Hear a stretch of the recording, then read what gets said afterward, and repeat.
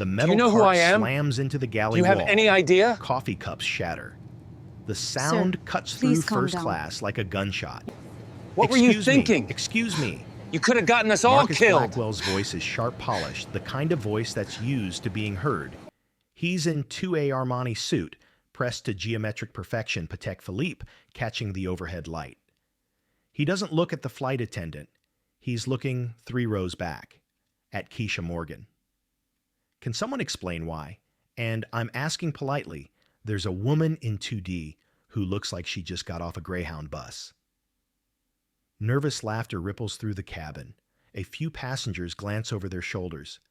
Brittany Hayes in 3C is already holding up her phone, half smiling, the kind of smile that says, "This is going to be great content."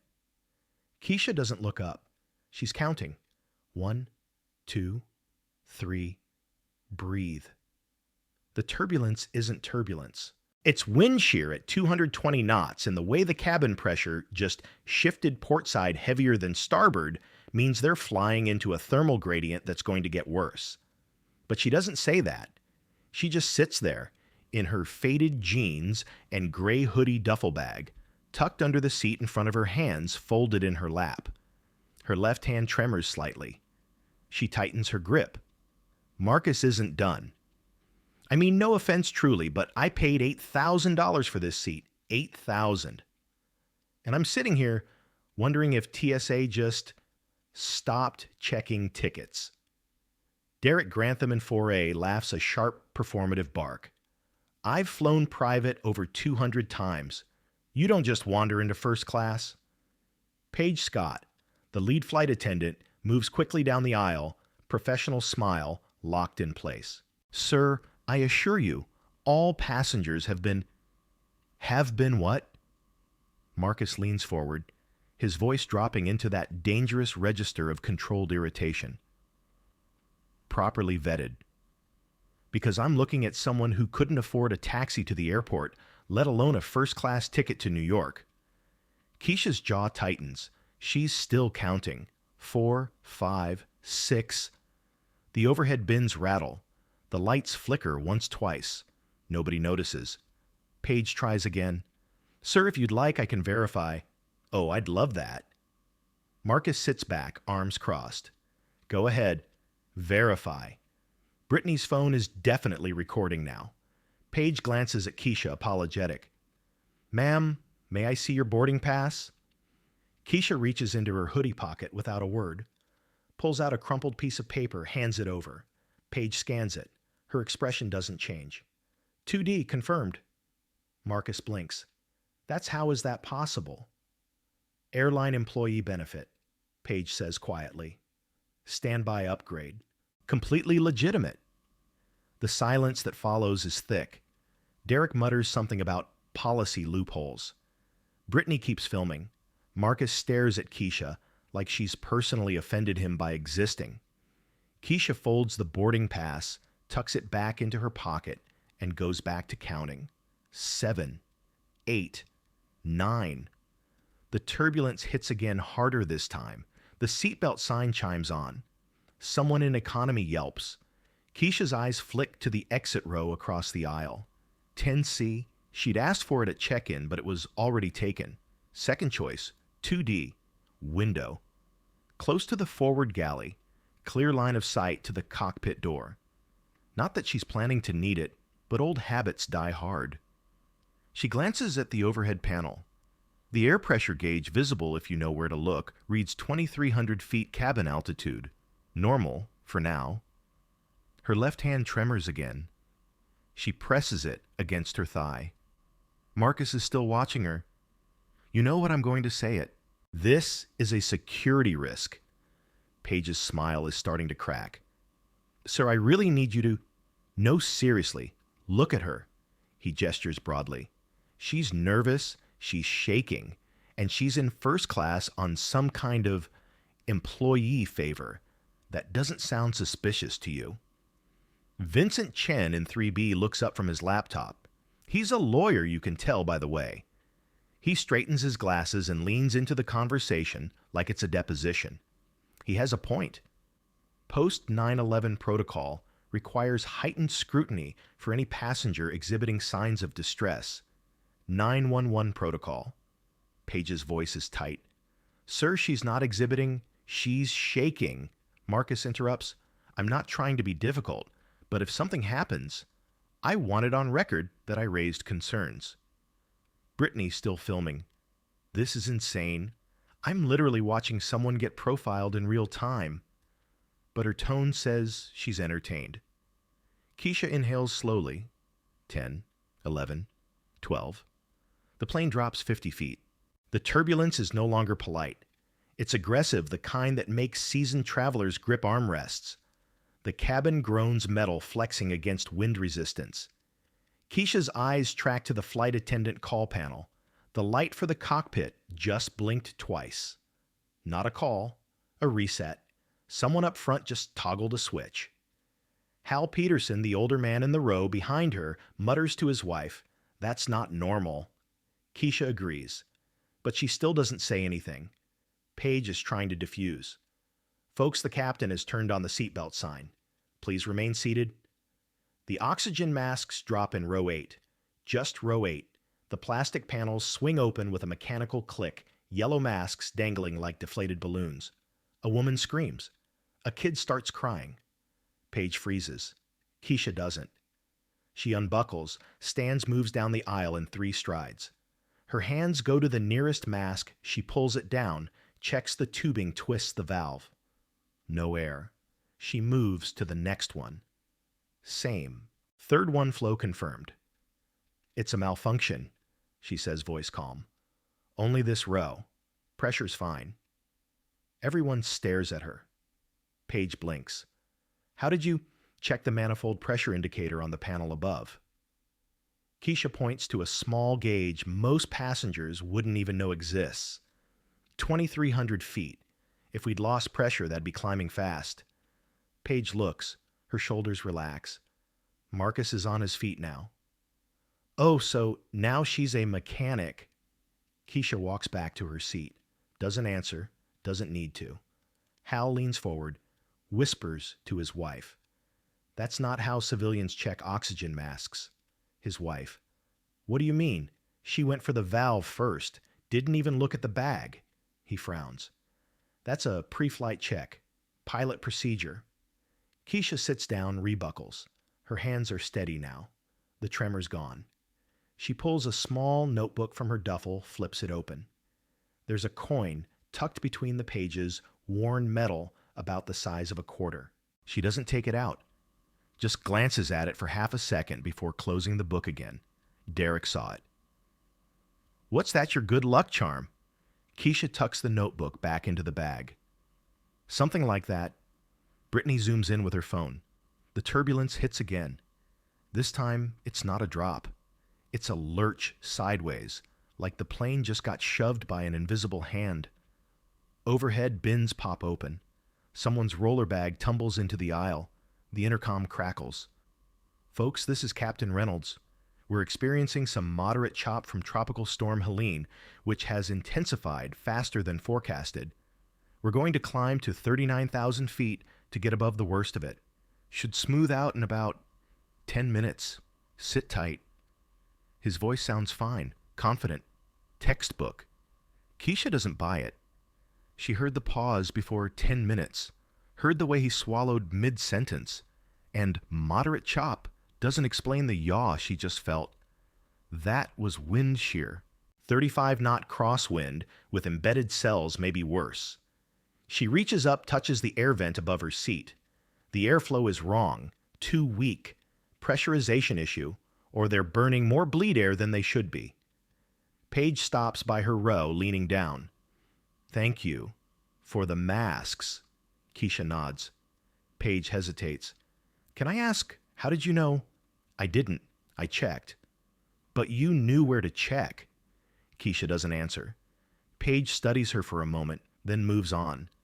Marcus is watching again. He pulls out his phone, starts typing furiously. Probably tweeting. Probably calling his lawyer. Keisha looks out the window. The clouds are darker now, roiling bruised purple at the edges. Lightning flickers in the distance, 3 distinct channels spiderwebbing across the horizon. She counts the seconds between flash and rumble. 4 seconds. 5 miles out. They're flying into it. You know what? If you've made it this far, do me a favor. Hit that like button and subscribe. Because what happens in the next 30 minutes, most people don't walk away from. But you're about to see someone who knows exactly how to. And trust me, you'll want to be here for it. What were you thinking? Keisha pulls out her phone. You could have gotten us all killed. 4:37 p.m. 42 minutes to New York. Do you know who I am? Delays. Do you have any idea? Notes app types a single line, 2 engines. Sir, fuel please calm down. 6,000 pounds. Minimum. Do you know who I am? RVR. Do you have any 1800. idea? Then she deletes it. Paige Sir, brings her a cup of please water. calm down. You okay? Keisha What were takes you the water. thinking? How long to You New could have York? gotten us all killed. 48 minutes if we don't divert. And if we do, Paige's smile is practiced. Why would we divert? Keisha doesn't answer, just sips the water and watches the storm. 20 minutes later, the intercom crackles again. Folks, this is Captain Reynolds. We're experiencing slight delay due to... The voice trails off. Then nothing. Paige's face goes pale. She's standing near the galley phone pressed to her ear, calling the cockpit. No answer. She tries again. Still nothing. Marcus louder now. What's going on? Paige forces a smile. I'm sure it's just... The cockpit door opens. Evan Brooks, the first officer, steps out. He's 29, maybe 30, and his face has that look of professionalism trying to mask panic. Paige meets him halfway. They speak in low voices, but Keisha hears every word. Captain's unresponsive. What do you mean unresponsive? Pupils unequal. Slurred speech before he stopped talking. I think it's a stroke. Paige's hand goes to her mouth. Oh my God. I need a doctor. Now. Dr. Catherine Reyes is already standing. She's in 5A52, calm in the way only ER surgeons are calm. I'm a cardiologist. Let me see him. Evan nods, ushers her into the cockpit. The cabin is dead silent now. Even Marcus has stopped talking. Keisha's heart rate doesn't change. She's running calculations. Single pilot operations aren't impossible. First officers are trained for this. But if the captain's incapacitated, Evan's workload just tripled. Aviate, navigate, communicate. And he's flying into a tropical storm with worsening visibility. She checks the seatback screen. Flight path shows them over northern Florida. Nearest airports Jacksonville, Gainesville, Tallahassee. But none of those are ideal in a storm. Dr. Reyes comes out 2 minutes later. Her face says everything. He needs a hospital in 20 minutes, or he's not going to make it.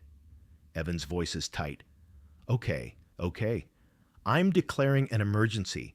We're diverting to Jacksonville. He steps back into the cockpit. The door closes. 30 seconds later, the radar screen goes dark. Keisha sees it through the cockpit door. Just before it closes, she catches a glimpse of the displays. The weather radar, black. Not showing cells, not showing anything.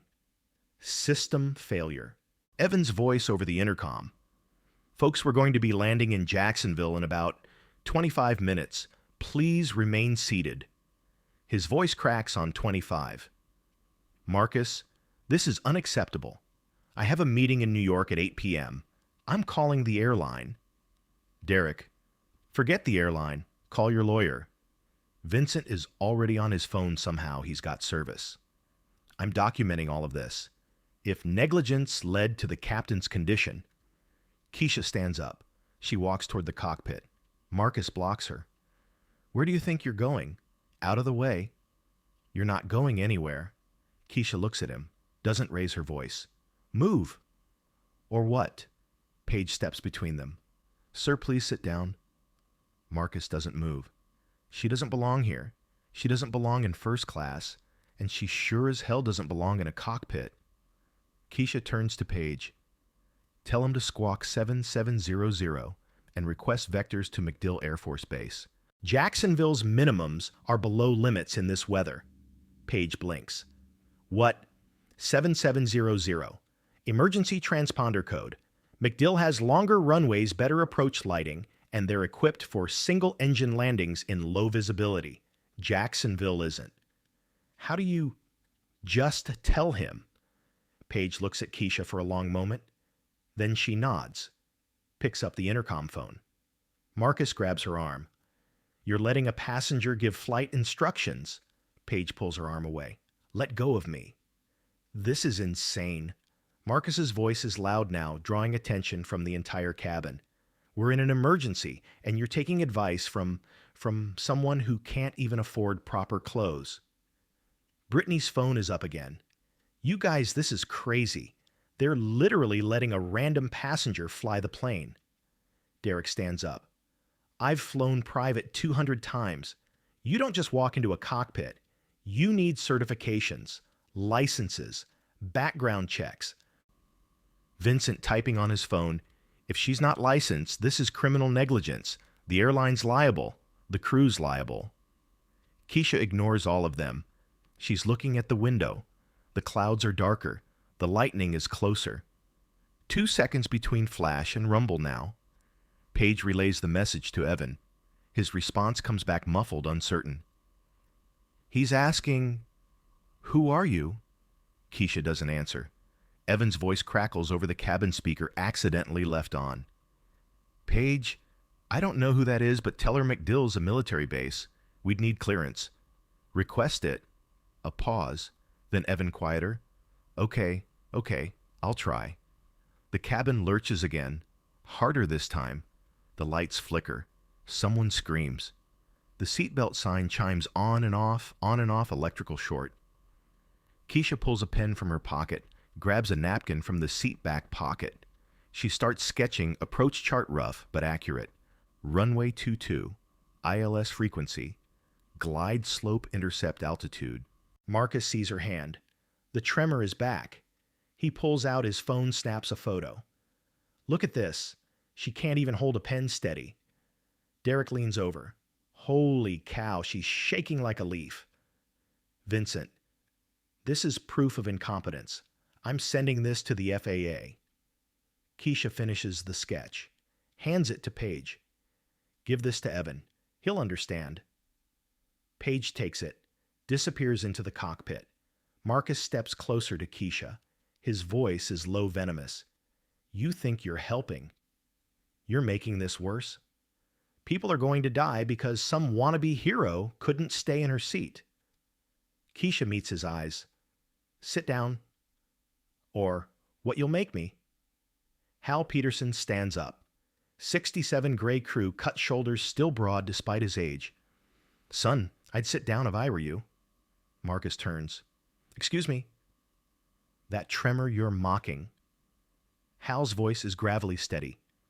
That's not fear. That's nerve damage. I've seen it before. He looks at Keisha. Air Force. Keisha doesn't answer. Hal nods slowly. Thought so. The plane shudders violently. The cabin lights go out for 3 full seconds. Emergency lighting kicks in dim, red-tinged. When the main lights come back on, there's a new sound. A high-pitched alarm from the cockpit. Ice detection. Evan's voice strained. We've got ice on engine 1. Anti-ice system isn't responding. Paige into the intercom. What does that mean? It means if we don't descend, the engine's going to flame out. So descend. We can't. Minimum safe altitude for terrain is 8,000 feet. Ice layers at 10,000. If we descend below 8, we hit mountains. If we stay at 10, we accumulate more ice. Silence. Then Keisha loud enough for Evan to hear through the door. Descend to 6,000. Ride the warm layer. Accept the turbulence. Evan. Who said that? Paige, the passenger, 2D. Another pause. That's an F-16 weather penetration technique. How does she... He stops himself. Okay, I'm doing it. The nose drops. The descent is steeper than commercial profiles. The turbulence is immediate and brutal. The plane buck's yaws, rolls 5 degrees left, then right. People are crying now, praying, clutching armrests. Marcus is gripping his seat knuckles white. For the first time, he's quiet. The ice clears. Evan's voice shaky but relieved. It worked. Ice is gone. Hal leans over to his wife, whispers, "That's not civilian knowledge. That's tactical." The turbulence smooths out slightly. They're at 6,000 now, below the worst of it, but the fuel situation is getting worse. Evan over the radio. MacDill approach United Flight 1847, declaring emergency. Captain incapacitated single pilot operations, requesting priority vectors. A voice crackles back, deeper military cadence. Colonel Dan Richardson, though they don't know his name yet. United 1847, MacDill approach. We copy your emergency. Stand by for clearance. A pause. Then, United 1847, we're reading an unusual transponder code. Confirm your call sign. Evan confused. United 1847. What were you thinking? Civilian You could have gotten us all killed. Negative. We're reading military IFF mode 3. Call sign. Do you know who I Spectre. am? Do you Who's have on any board? idea? Evan's voice drops. Say Sir, again. please Call calm sign down. Spectre. Confirm identity. Do you know who I am? Evan Do doesn't you have answer. any idea? The entire cabin can hear this. Sir, The speakers are please still calm on. down. Marcus finding his voice What again. were you thinking? What the hell is that supposed to You could have gotten us all Brittany, killed. Spectre like a ghost. Derek. That's a military call sign. How is that possible? Vincent. This doesn't make sense. Civilian aircraft don't have military transponders. Keisha's face is unreadable. Hal is staring at her now. Recognition dawning. Evan voice tight. MacDill stand by. But he doesn't stand by. He opens the cockpit door, looks straight at Keisha. Who are you? Keisha doesn't answer. The transponder code, Spectre. That's you, isn't it? Still nothing. I need an answer, now. Keisha stands. I can help, or I can sit here. Your choice. That's not an answer. It's the only one you're getting. Marcus louder. This is fraud. She's impersonating military personnel. Derek, call the FBI. She's probably on a watch list. Vincent, I'm recording everything. This is evidence. The alarm sounds again. Different this time. Fire warning. Engine 2. Evan's face drains of color. He runs back into the cockpit. 5 seconds later, engine 2 fire, discharging bottle. The cabin shakes. Hard. The kind of shake that means something fundamental just failed. Engine 2 shut down. We're single engine. Lisa Chen, the young mother in row 7, is sobbing now, clutching her 18-month-old. Please, please, someone do something. The depressurization alarm screams false alarm, but the oxygen masks drop anyway. The entire cabin. Yellow masks swinging like grotesque party decorations. Keisha moves toward the cockpit. Marcus and Derek block her. Physically, arms crossed. You're not going anywhere, Marcus says. Vincent joins them. If you attempt to enter that cockpit, I will personally ensure you're prosecuted to the fullest extent. Dr. Reyes pushes past them. Get out of the way. Marcus. Doctor, with all due respect. With all due respect, we're about to die. Her voice is ice. Let her help or sit down and pray. Hal stands up. She's right. Move. Lisa through tears. Please, my baby, please. The 3 men don't move. Keisha looks at them. No anger, no pleading, just a flat clinical assessment. Fuel remaining 2,800 pounds. Single engine approach requires precision timing. 1 shot. If we miss, we don't have enough for a go-around.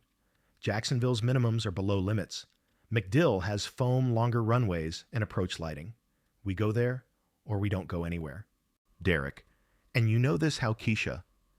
Because I've done it before. Marcus sneering. You've flown a 737? No. Then what? She doesn't answer. Evan's voice desperate now. Keisha, if that's your name, I need help. I don't care who you are. I need help. MacDill approach, cutting through. United 1847, confirm is Spectre on board. We need immediate confirmation. The cabin is silent except for the alarms. Keisha looks at Marcus. Last chance, move. He doesn't. She shifts her weight steps to the side, fluid, economical. Not aggressive, just efficient. Dr. Reyes grabs Marcus's arm, pulls him aside. Sit down. Hal does the same to Derek. Vincent backs away, hands up. Keisha walks into the cockpit. Evan looks at her, eyes wide. Tell me you know what you're doing. Keisha sits in the captain's seat. Captain Reynolds is slumped in the jump seat behind them, Dr. Reyes monitoring his vitals. Autopilot off. Hand fly descent. 2,000 feet per minute. Heading 095. Evan. Who are you? Keisha picks up the radio. MacDill approach, this is Spectre. Confirm single-engine captain incapacitated requesting priority clearance. The response is immediate. Different tone. No longer skeptical. Spectre MacDill approach, all traffic cleared. Runway 22 ILS available. Winds 350 at 15, gusting 28. Foam trucks rolling. Welcome back. Evan's hands are shaking. Welcome back. Keisha ignores him. Flaps 5, speed 180, maintain heading. He does it. From her pocket, something falls, lands on the center console. A coin. Worn. Scratched. 91st Fighter Squadron, engraved on one side. On the other, Spectre. Evan stares at it, then at her. You're Air Force. Keisha doesn't answer. You're a pilot. Still nothing. Why didn't you say anything? Finally, she looks at him. Would they have listened? In the cabin, Marcus is silent. Brittany has stopped filming. Vincent has put his phone away. Hal is smiling. Just a little. So here's the question, and I want you to drop your answer in the comments. What do you think that call sign means? Spectre. A ghost. Someone who's not supposed to be there. Someone who disappeared. Because what happens next? Nobody saw it coming. The storm is closing in. Lightning every 2 seconds now. The plane is shaking. One engine. Low fuel. Minimums they might not make. And Keisha Morgan, whoever she really is, just took the controls. The cockpit smells like sweat and ozone and fear.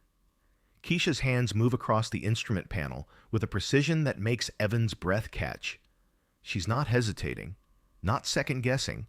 Every switch, every dial, she knows exactly where it is. Flaps 5, she says again. Calm, like she's ordering coffee. Evan complies. The flap indicator moves. The plane shudders as drag increases. Speed 180, heading 095. He adjusts. His hands are still shaking, but he's following her lead now. Behind them, Dr. Reyes has Captain Reynolds stabilized barely.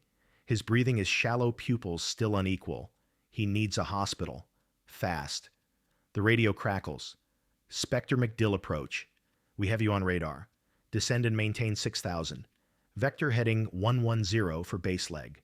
Winds increasing now 340 at 20, gusting 32. Keisha picks up the mic. MacDill Spectre copies. Descending to 6,000, heading 110. Confirm single engine approach procedure. Affirm. We're configuring for single engine. Foam on runway 22. All emergency equipment standing by. A pause. Then quieter. Spectre. It's good to hear your voice again. Evan looks at her. Who are you? Keisha doesn't answer. She's watching the fuel gauge. 2,600 pounds, less than she thought. Fuel state, she asks.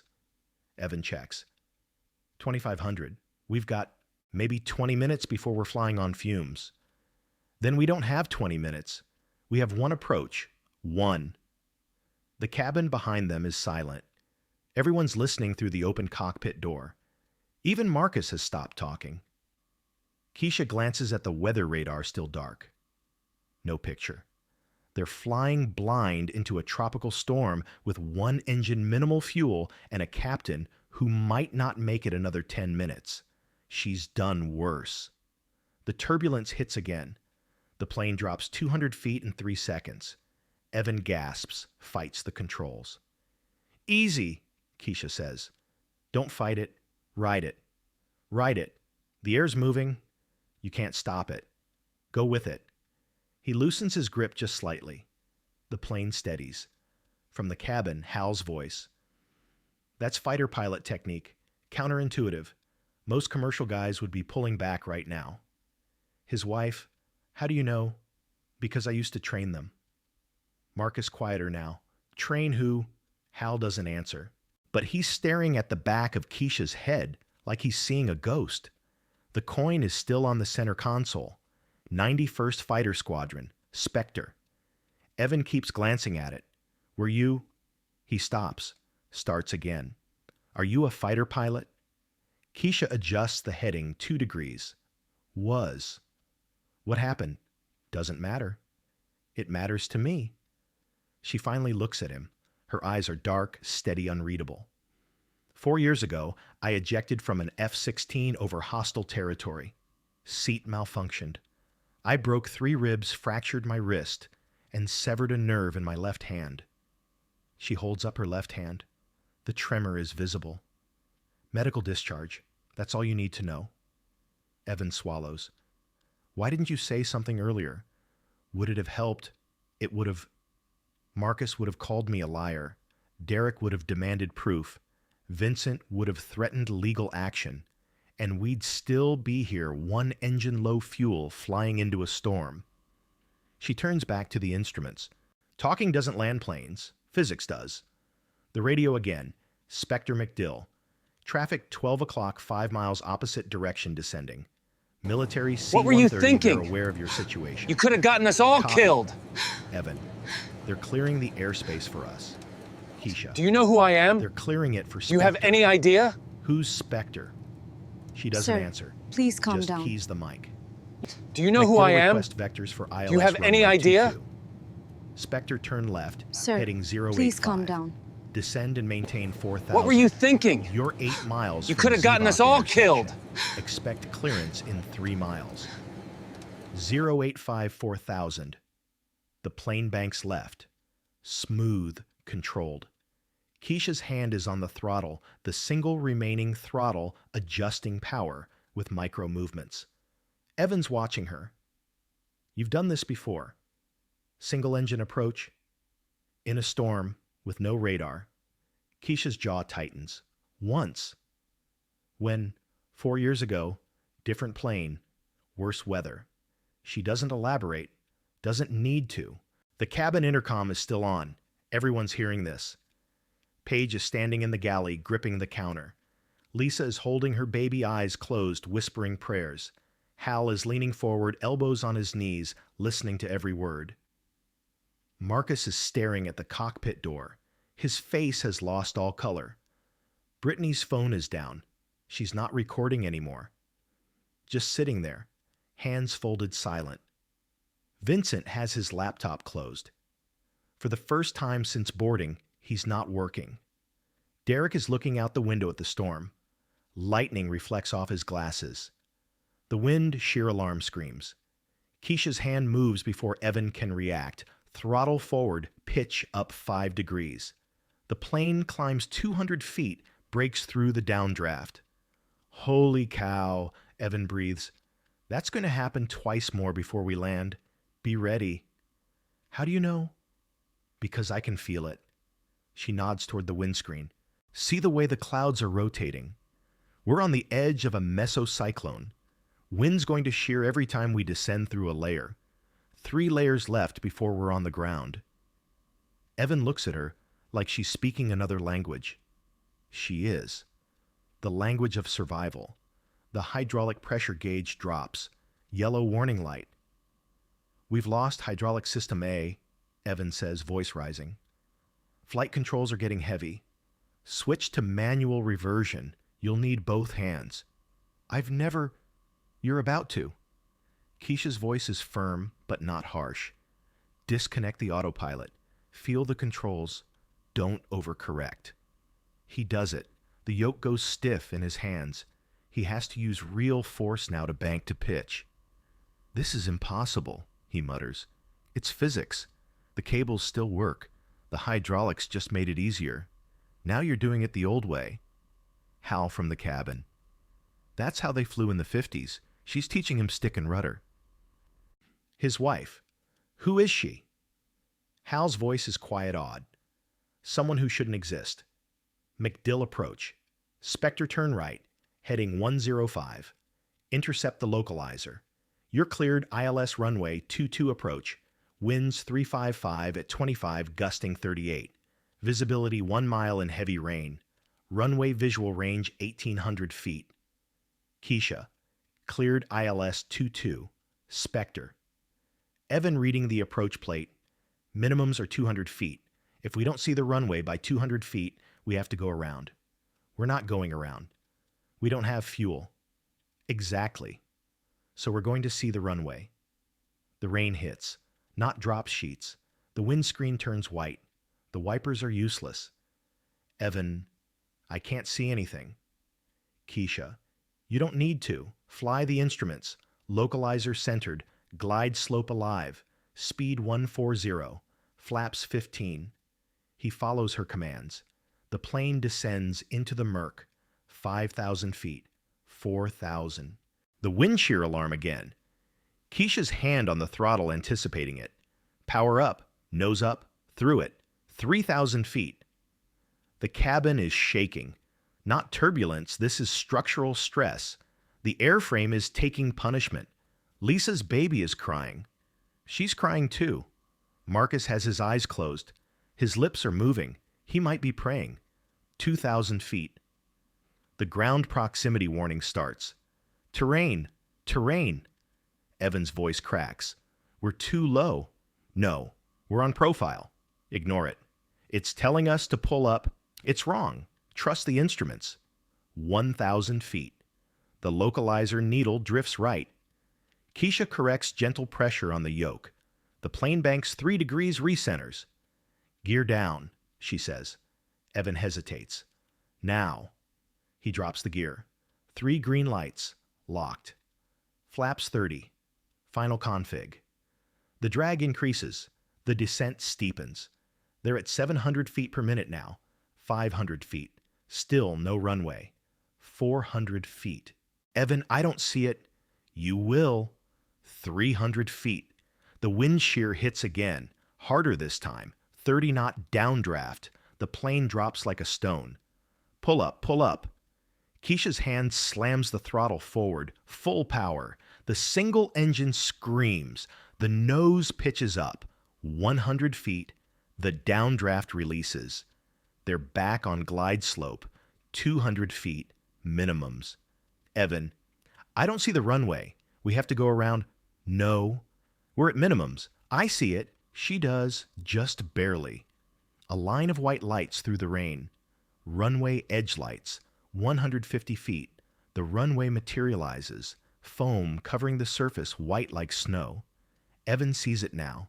His breath catches. 50 feet. Throttle idle. Flare. He pulls back. The nose rises. The main gear kisses the foam. They're down. The plane skids, hydroplaning on the foam. Evan's on the brakes. Nothing. No friction. Reverse thrust, Keisha says. We only have one engine. Use it. He does.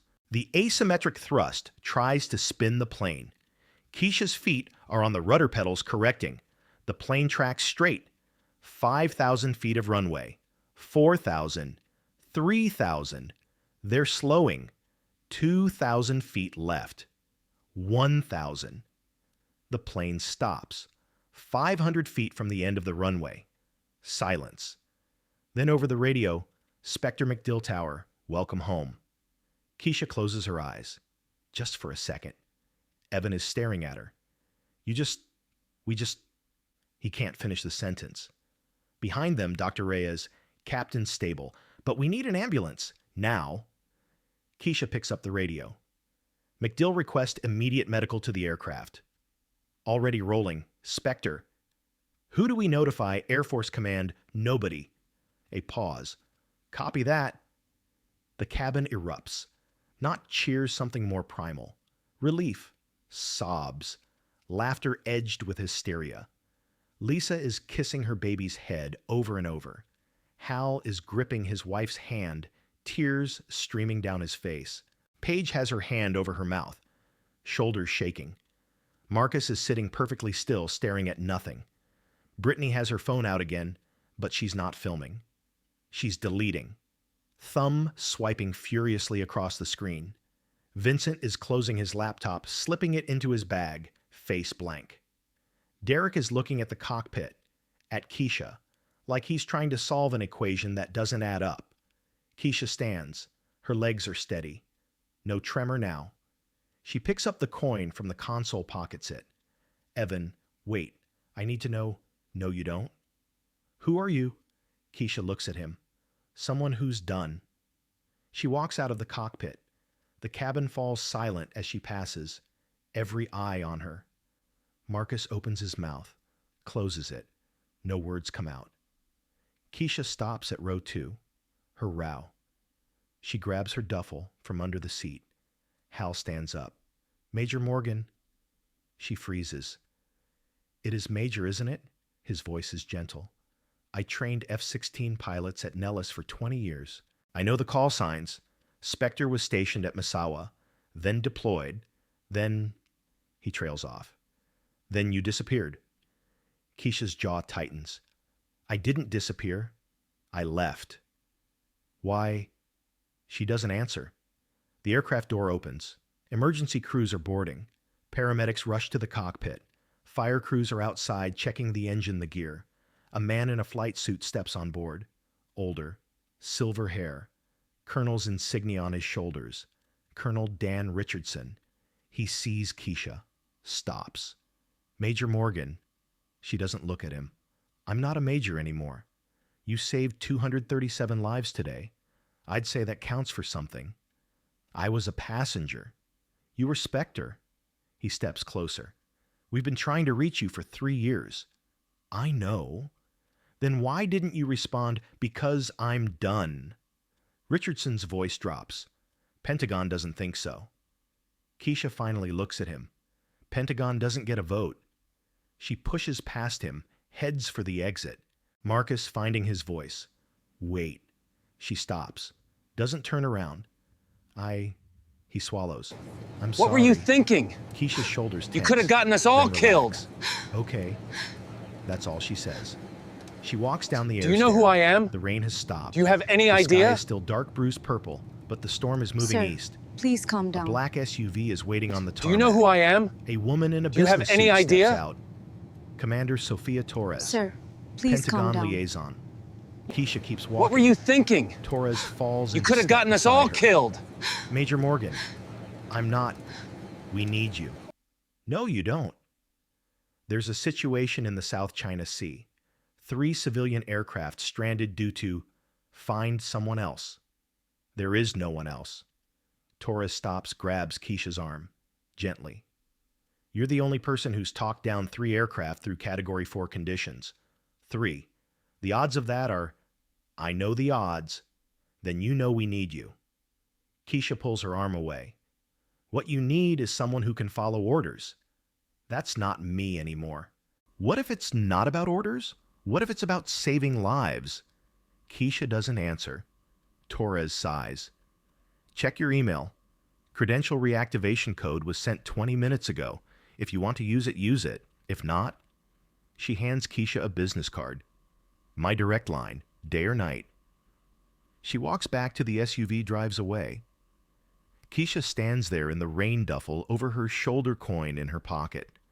From the aircraft, she can hear voices, laughter, relief. She turns, looks back. Evan is standing at the door of the plane, silhouetted against the cabin lights. He raises a hand, not a wave, a salute. Keisha doesn't return it. She just turns and walks into the darkness. The lightning flickers one more time. Thunder rolls across the airfield. Then silence. Inside the terminal, Richardson is on the phone. Yes, sir. She was on board. Yes, she landed it. No, she won't stay. A pause. I understand, sir, but you can't force someone back who doesn't want to come back. He hangs up, looks out the window at the retreating figure. Stubborn, he mutters, just like her father. On the plane, the paramedics are wheeling Captain Reynolds out. He's conscious now, groggy, confused. What happened? He asks. Dr. Reyes. You had a stroke, but we made it. Who landed? Your first officer. Evan. He's good, but in this weather. Dr. Reyes glances at Paige. They share a look. Yeah, Dr. Reyes says quietly. Evan. But Captain Reynolds isn't buying it. I heard someone else. A woman. You were unconscious. You're confused. He shakes his head. I heard her voice on the radio. Call sign Spectre. The paramedics load him into the ambulance. Dr. Reyes watches them go. Then she turns to Paige.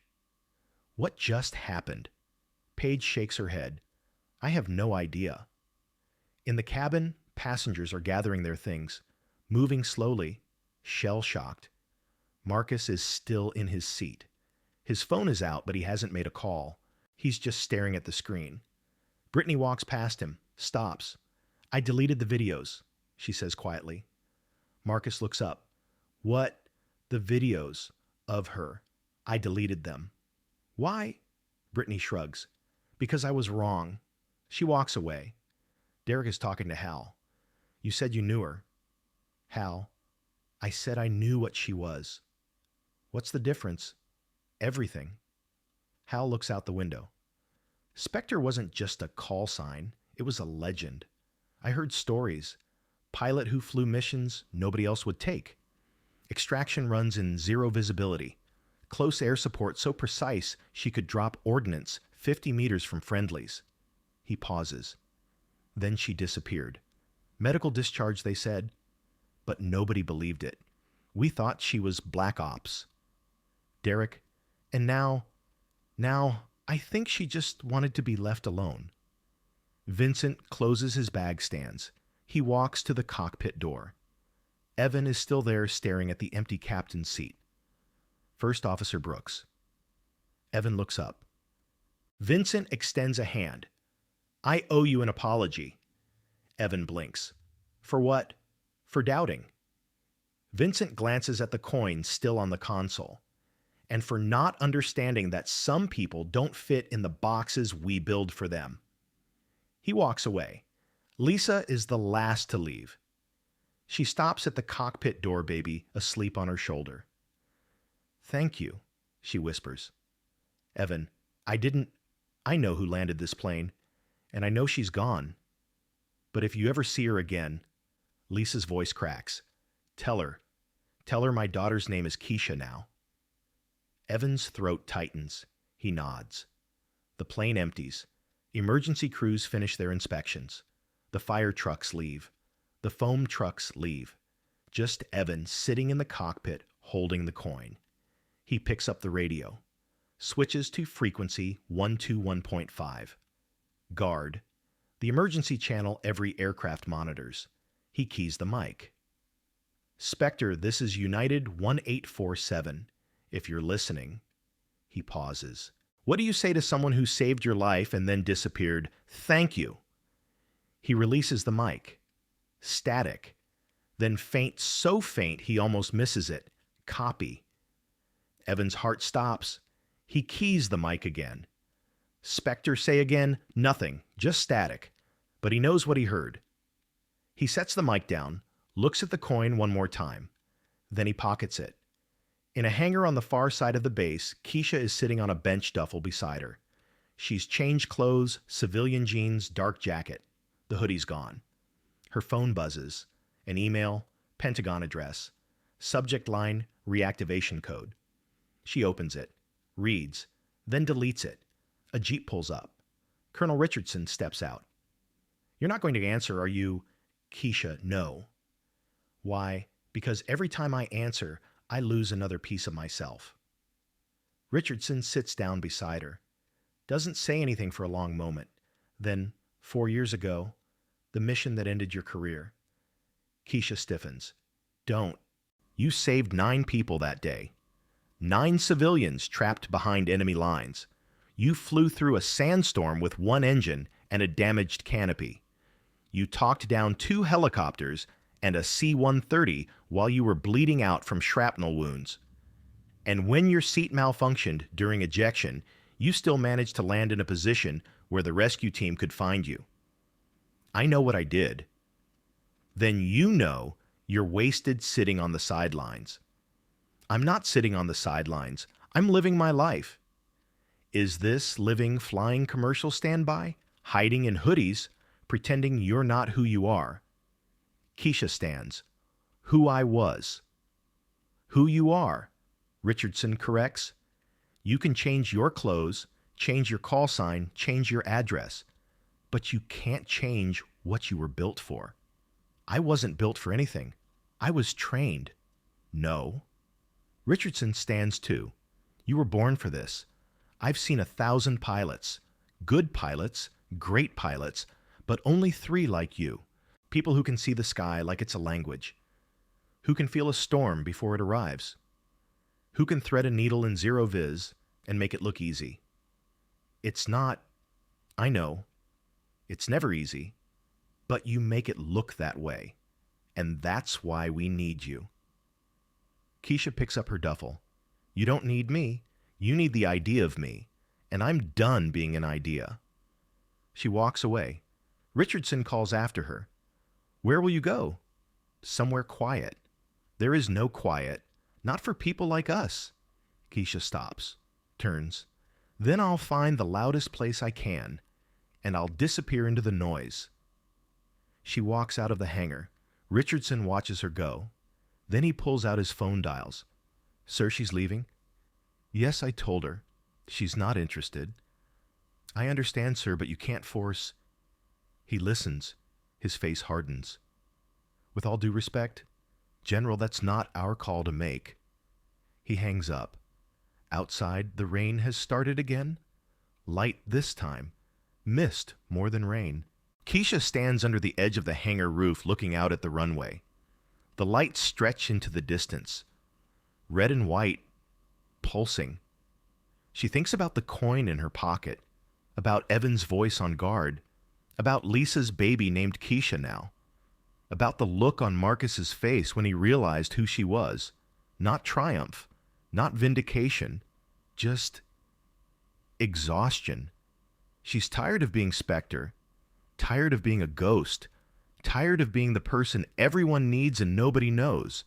But standing here listening to the rain on the tarmac, she can't help but think, what if Richardson's right? What if there is no quiet for people like her? What if the only place she'll ever belong is in the sky, in the storm, in the moment when everything depends on one decision? Her phone buzzes again. Not an email this time, a call. Unknown number. She answers. Major Morgan. A woman's voice. Clipped. Professional. Commander Torres. I know. You're not a major. You're What not were you Spectre. thinking? You're just Keisha You could have Morgan gotten us trying to all live a normal killed. life. A pause. How's that working out for you?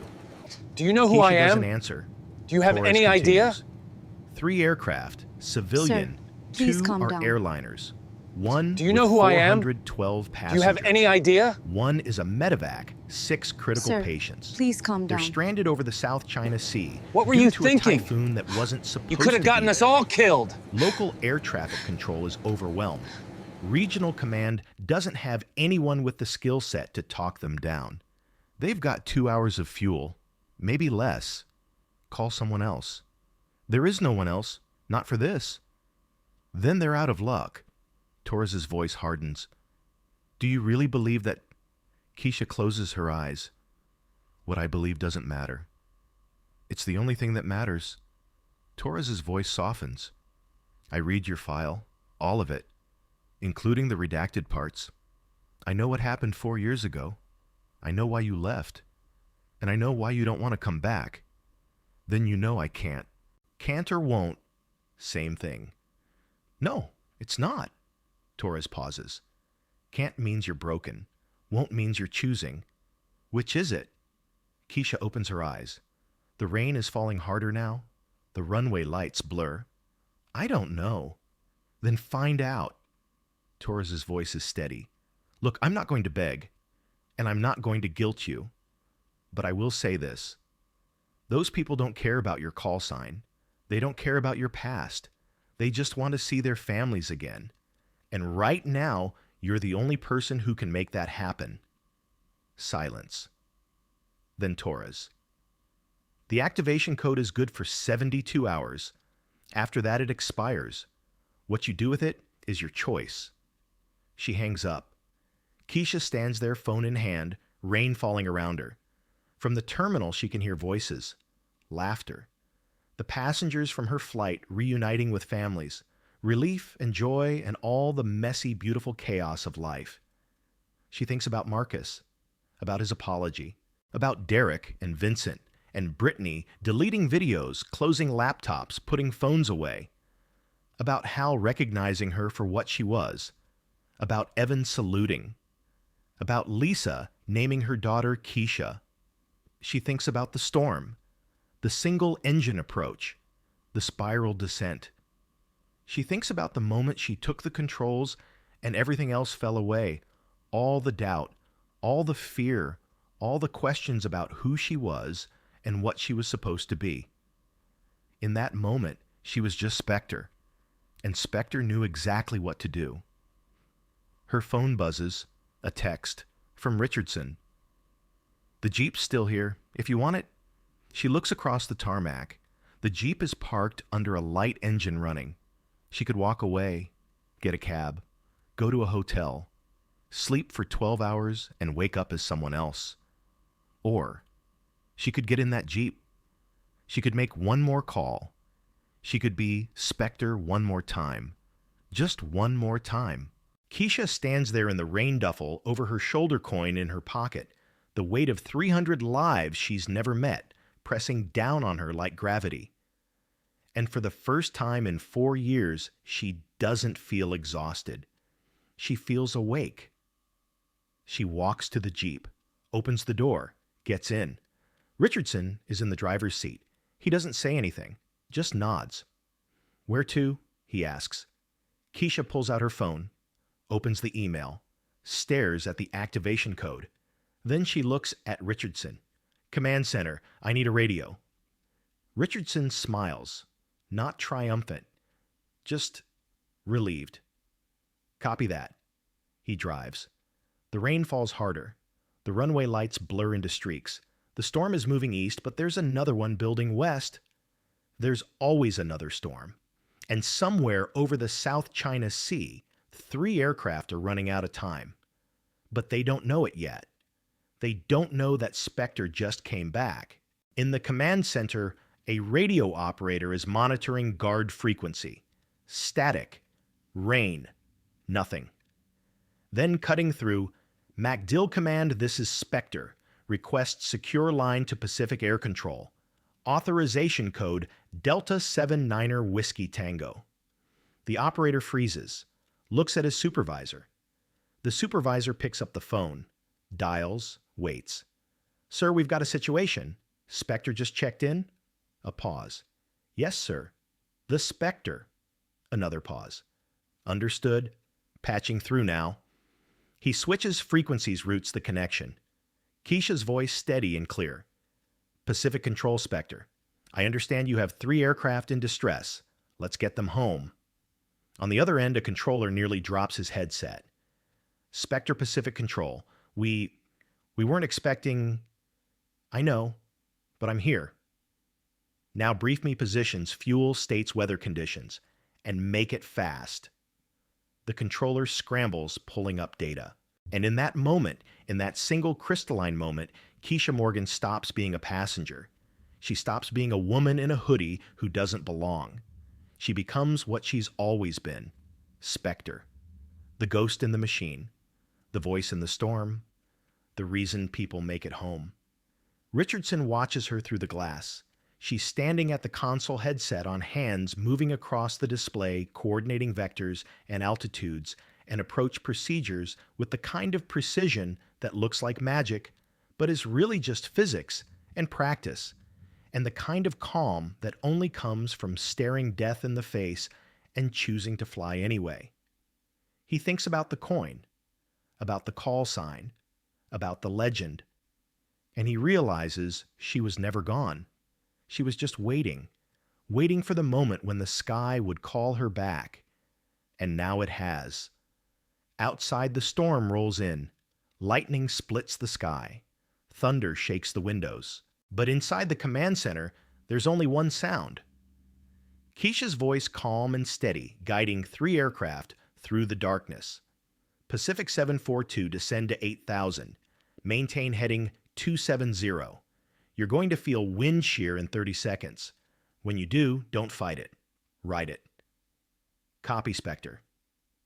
Medevac 6 offset right 5 degrees. You've got traffic at your 11 o'clock descending. I need you clear by 2 miles. Roger, Spectre. Offsetting. China Air 118. You're drifting left, of course. Correct heading to 315. Fuel state. Spectre, we have 40 minutes remaining. Then we don't have 40 minutes. We have 1 approach. Make it count. 3 aircraft, 3 storms, 3 chances, and 1 voice threading them through. Hours pass. The radio chatter is constant. Adjustments, corrections, encouragement. Keisha doesn't sit down, doesn't eat, doesn't drink. She just flies. Not with her hands, but with her voice, with her mind. With the part of her that understands the sky in ways most people never will. And one by one, the aircraft land. Pacific 742. Spectre were on the ground.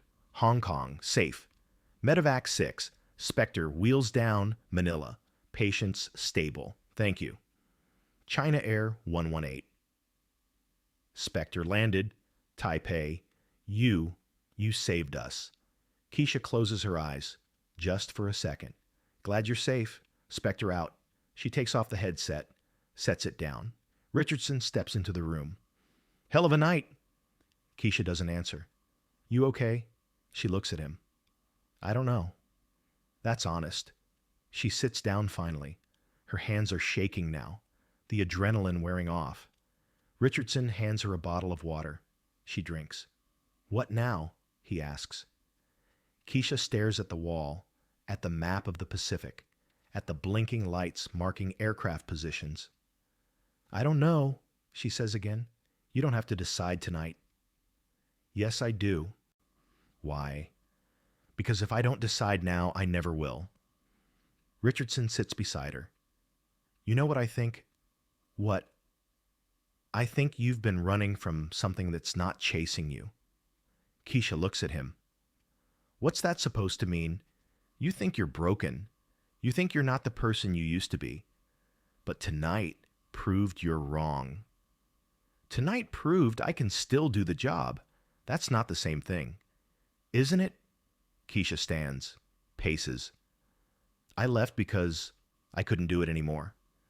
Every mission, every flight, I kept thinking, what if I fail? What if I make the wrong call?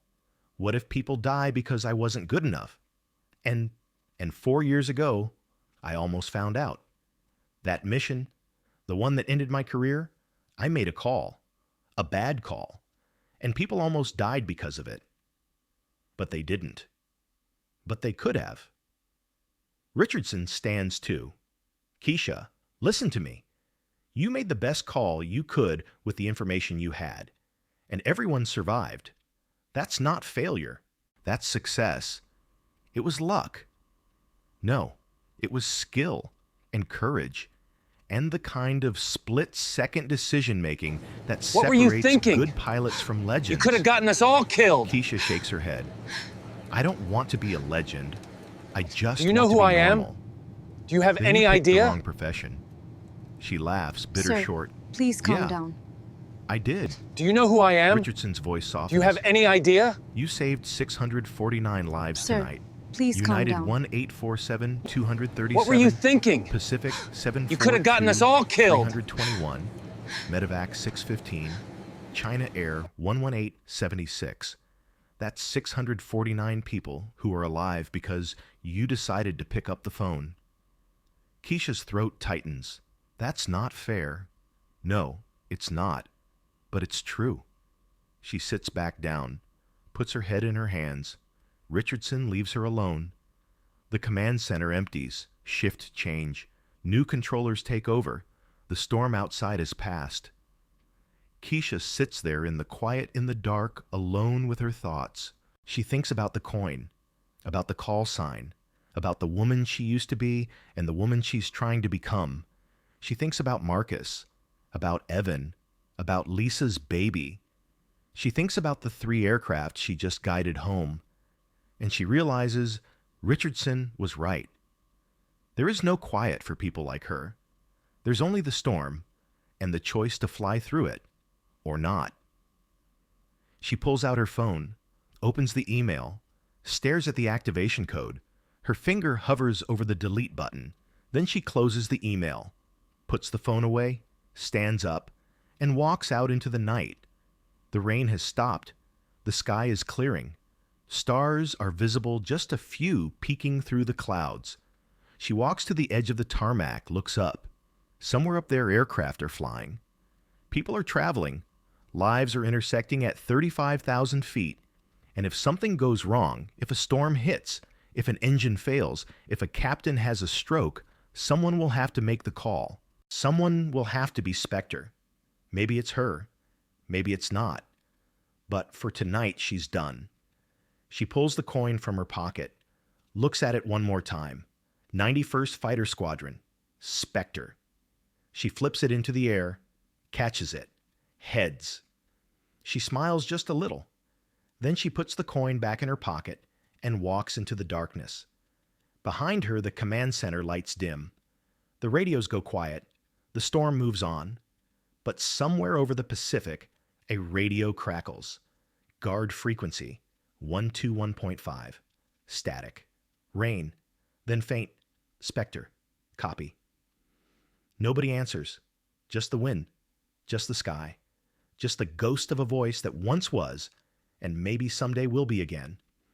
3 days later, Marcus Blackwell sits in his corner office on the 47th floor of a Manhattan high-rise staring at his phone. He hasn't posted on social media since the flight, hasn't tweeted, hasn't shared. His publicist keeps calling Marcus. The Wall Street Journal wants a quote about the emergency landing. It's great PR, but he doesn't answer. He keeps thinking about the woman in 2D, about the way she sat there silent while he mocked her, while he questioned her right to exist in the same space he occupied, while he treated her like she was less than human because of what she wore, because of how she looked, because she didn't fit his definition of belonging. And then she saved his life. Not dramatically, not with speeches or fanfare. She just did what needed to be done. He thinks about the tremor in her hand, the one he photographed, the one he was going to use as evidence of her incompetence. Nerve damage, the old man had said. From an ejection seat, malfunction. Marcus knows what that means now. He looked it up, spent hours reading about F-16 pilots, about ejection procedures, about the kinds of injuries that end careers. She'd been hurt, saving someone else. And then she'd been hurt again by him for daring to exist in a space he thought was his. His assistant knocks. Mr. Blackwell, your 3 o'clock is here. He waves her away. Cancel it. But it's the board. I said cancel it. She leaves confused. Marcus opens his laptop, types Spectre F-16 pilot into the search bar. Nothing. Just articles about ghost stories and Top Gun references. He tries Major Keisha Morgan Air Force. Still nothing. It's like she never existed. And maybe that's the point. Maybe she doesn't want to be found. Maybe she's earned the right to disappear. He closes the laptop, looks out the window at the city below. All those people living their lives judging each other by surfaces, by appearances, by the stories they tell themselves about who deserves what. And he realizes he's been one of them his entire life. He picks up his phone, dials his assistant. Jennifer, that board meeting.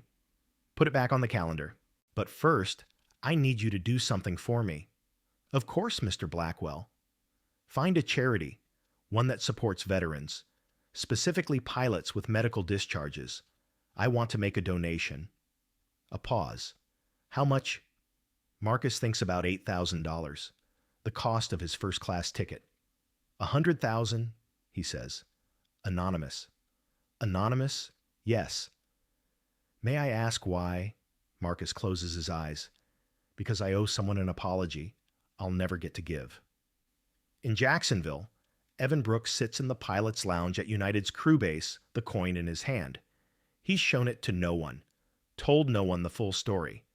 The official report says he landed the plane, him, solo, in a tropical storm with one engine. He didn't correct them, not because he wanted the credit, but because when he said there was someone else, a passenger, she's the one who actually, the FAA investigator held up a hand. Son, I don't care if you had help from the Pope himself. You were the pilot in command. You made the decisions. You get the paperwork. That's how this works.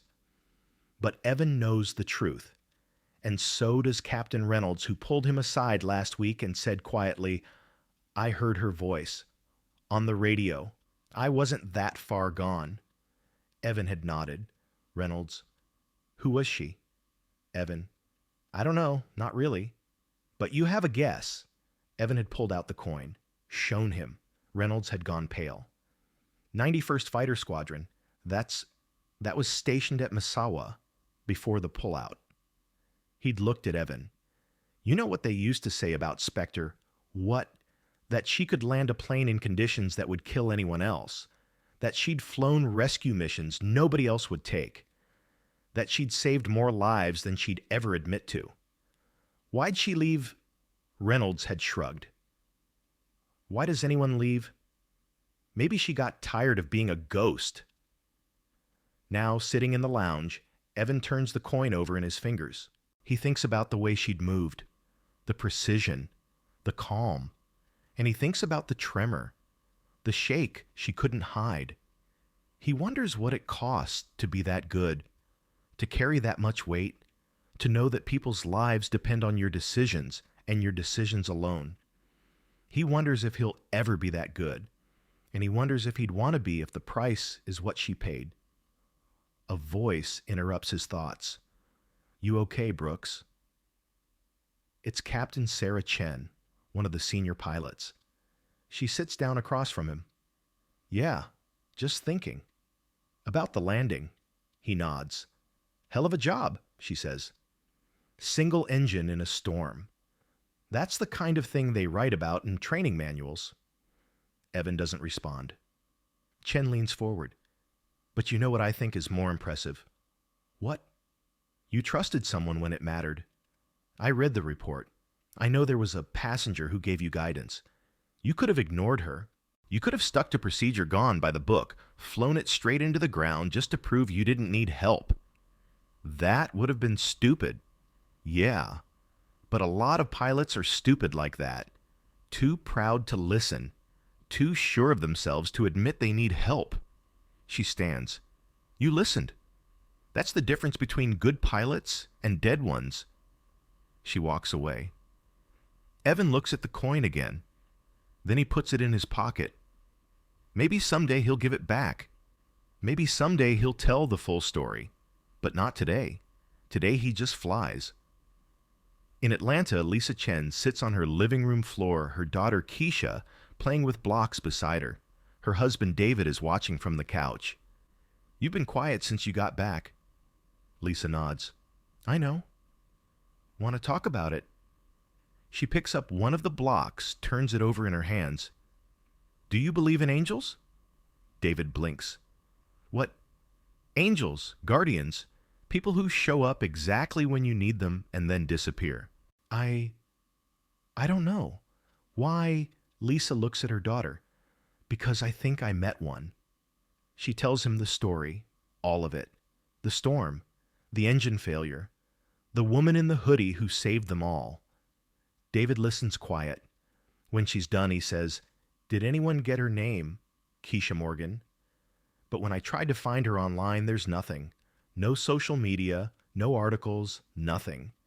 Maybe she values privacy. Maybe. Lisa watches her daughter stack blocks, knock them down. What were you thinking? But I need her to know. You could have gotten us all killed. Know what? That she mattered. that what she did, it Do you know who changed I am? everything. Do you have any Lisa's idea? voice cracks. I was so scared, David. Sir, please I thought calm down. Keisha was going to grow up without a mother. Do you know who I I am? thought I'd never Do you have see any you again. idea? And then this woman, this stranger, Sir, she please just... calm down. She saved us. What were you And she thinking? didn't ask for anything. You could have gotten Didn't us all want killed. recognition. She just walked away. David sits beside her, puts his arm around her shoulders. Maybe that's the point, he says softly. Maybe the best kind of help is the kind that doesn't need applause. Lisa leans into him. I named our daughter after her. I know. Do you think that's enough? I think it's everything. They sit there watching their daughter play alive and safe because of a woman they'll never see again. And maybe that's how it should be. In a small apartment in Pensacola, Keisha sits on the edge of her bed, the activation code email open on her phone. 72 hours. She has 61 left. She's been staring at it for 3 days, sleeping in fragments, eating when she remembers. The coin is on the nightstand beside her. She keeps picking it up, setting it down, picking it up again. On the 4th day, there's a knock at her door. She opens it to find Hal Peterson standing there leaning on a cane. How did you find me? She asks. I didn't. Colonel Richardson did. He asked me to check on you. I don't need checking on. I know. Hal gestures to the apartment. Can I come in anyway? She hesitates, then steps aside. Hal enters, looks around. The place is sparse. Minimal furniture, no decorations, nothing personal except a single photograph on the windowsill, Keisha in flight suit, younger smiling, standing beside an F-16. That you? Hal asks. Long time ago. He sits down carefully, his joints protesting. I trained pilots for 20 years, saw thousands of them. Good ones, great ones, a few exceptional ones. He looks at her. And then there were the ones like you. What's that supposed to mean? The ones who were born for it. Who could feel the aircraft like it was part of their body. Who understood the sky in ways I never could, even after 40 years of flying. Keisha sits across from him. Is there a point to this? Yeah, the point is you're wasted here. I'm not wasted. I'm living. Are you... Hal's voice is gentle but firm, because it looks to me like you're hiding. I'm not hiding.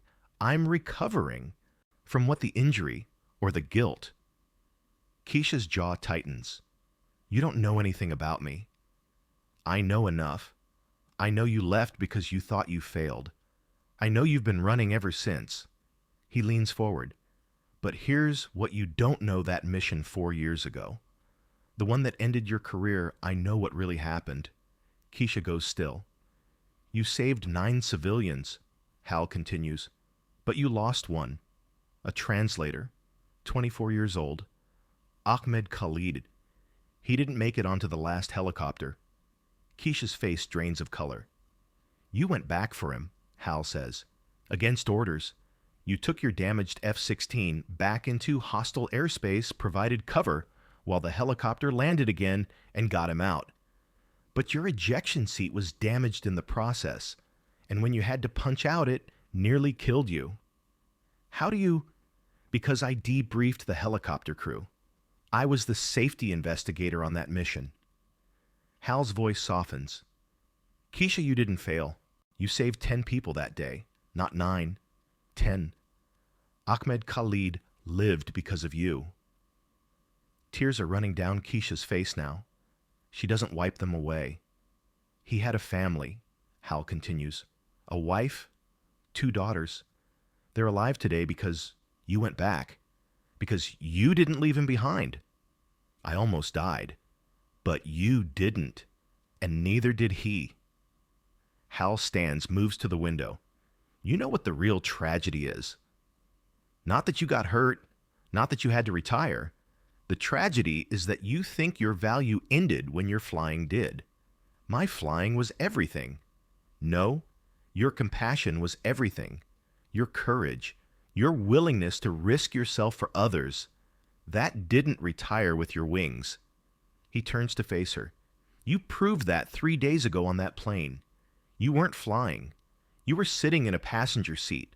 But when it mattered, when people needed someone who could thread the needle, you stood up. Not because you had to, because you couldn't help it. Keisha wipes her eyes. I don't know if I can do it again. Do what saved people. Be Spectre, Hal smiles. Keisha, you've never stopped being Spectre. You just stopped wearing the uniform. He walks to the door, pauses. That activation code, it expires in 60 hours. I'm not going to tell you what to do, but I will say this. There are two kinds of people in the world, the ones who live for themselves and the ones who live for others. You've always been the second kind, and the world needs that more than you know. He leaves. Keisha sits there alone, crying quietly. She thinks about Ahmed Khalid, about his wife, his daughters, about the 9 No 10 people who lived because she went back, about the 237 people on United 1847, about the 649 people over the Pacific, about Lisa Chen's daughter named Keisha. She picks up her phone, stares at the activation code. Her finger hovers over the delete button again, but she doesn't press it. Instead, she opens her contacts, scrolls to a name she hasn't called in 4 years, Ahmed Khalid. She presses dial. It rings 4 times. Then a voice older now, but familiar. Hello, Ahmed. A pause. Keisha, is that you? Yeah, it's me. I can't believe it. I've been trying to find you for years. They said you retired, medical discharge. I wanted to thank you, but I didn't know how to reach. I know. I'm sorry. I needed time. I understand. His voice is warm. How are you? I don't know. That's why I'm calling. She tells him about the flight, about the storm, about the coin and the call sign, and the decision she's trying to make. When she's done, Ahmed is quiet for a long moment. Then, do you remember what you said to me in the helicopter when you came back? No. You said, nobody gets left behind. That was your rule, your line in the sand. He pauses. Keisha, there are people out there right now who are going to need someone who believes that, who lives it. And if you don't answer, who will? I'm not the person I was. Good. Because the person you were almost died trying to save me. The person you are now knows how to survive. That makes you more valuable, not less. Keisha closes her eyes. My daughters ask about you, Ahmed says softly. The pilot who saved Baba. I tell them you were a hero. That you gave up everything to make sure I came home. His voice breaks. Let me tell them you're still out there. Still saving people. Please. Keisha opens her eyes, looks at the coin. I'll think about it, she whispers. That's all I ask. She hangs up, sits there in the silence. And for the first time in 4 years, she doesn't feel like she's drowning. She feels like she's floating, waiting for the moment when she'll decide sink or swim. 58 hours left. The coin sits on the nightstand catching the light, and outside the sky is clear. But somewhere, over an ocean across a continent, in the space between heaven and earth, a storm is building. And when it comes, someone will have to fly through it. Maybe it'll be Spectre. Maybe it won't. But the sky doesn't wait for anyone to be ready. It just calls. And eventually, every pilot has to answer. Keisha picks up the coin, holds it tight, and for the first time since she walked off that runway 3 days ago, she smiles. Not because she's decided, but because she realizes the decision was never about whether she was good enough, strong enough, whole enough. The decision was always about whether she was willing to let fear win. And after everything she survived, ejection seats, nerve damage, public humiliation storms, and single-engine approaches, and the weight of 649 lives resting on her voice. What were you thinking? Fear seems You like could a have gotten us small all thing to be killed. afraid of. She opens her laptop, types in the Do activation you know who I code, am? hovers over Do you have enter. any The idea? cursor blinks once, Sir, twice, please calm down. 3 times. And then the screen goes dark. Not because she pressed anything, but because the battery died. Keisha laughs. Actually laughs. Because of course.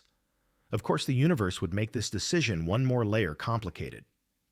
She plugs in the laptop, waits for it to charge. And while she waits, she does something she hasn't done in 4 years. She walks outside, looks up at the sky, and watches the planes fly overhead, tiny silver crosses against the blue, carrying people to places they've never been, bringing them home to places they've always known. And she thinks that's what she is. Not a pilot, not a warrior, not Spectre. She's a bridge between the sky and the ground, between the storm and the calm, between the people who need help and the person who can give it. And maybe that's enough. Maybe that's everything. The laptop chimes, fully charged. Keisha goes inside, opens it. The activation code screen is still there. Cursor blinking. She takes a breath and presses enter.